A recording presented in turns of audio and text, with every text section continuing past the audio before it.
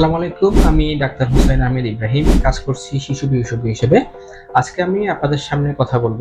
দেশে অতিরিক্ত তাপদাহের কারণে বাচ্চাদের ২ টা সমস্যা অনেক বেশি হঠাৎ করে বেড়ে গিয়েছে। একটা হচ্ছে জ্বর এবং আরেকটা হচ্ছে ডায়রিয়া। আজকে আমি কথা বলব এই গরমে ডায়রিয়া হলে আপনি কি করবেন? প্রথমত আপনার বাচ্চার যদি হঠাৎ করে ডায়রিয়ায় আক্রান্ত হয়, আপনি উত্তেজিত বা চিন্তিত না হয়ে কয়েকটি বিষয় আপনাকে লক্ষ্য রাখতে হবে।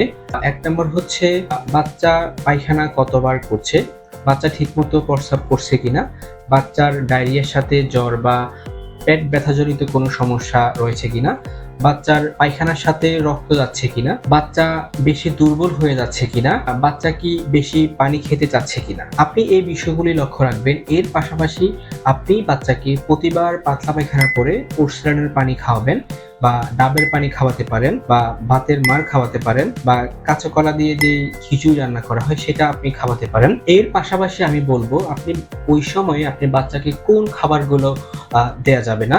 যদি বাচ্চাকে আপনি বাহিরের কোনো দুধ বা ফর্মুলা দুধ জাতীয় কোনো খাবার দিয়ে থাকেন সেই খাবারটা আপনাকে বন্ধ করতে হবে।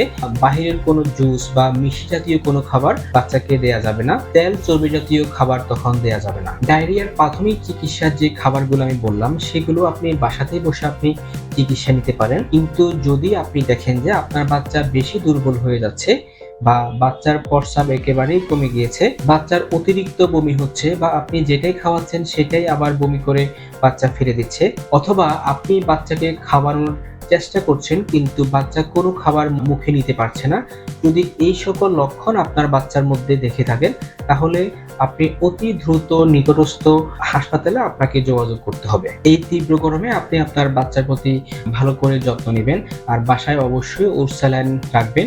এরপরও যদি কোনো বাচ্চা অসুস্থ হয়ে থাকে তাহলে নিকটস্থ হাসপাতালে যোগাযোগ করবেন। ধন্যবাদ, ভালো থাকবেন।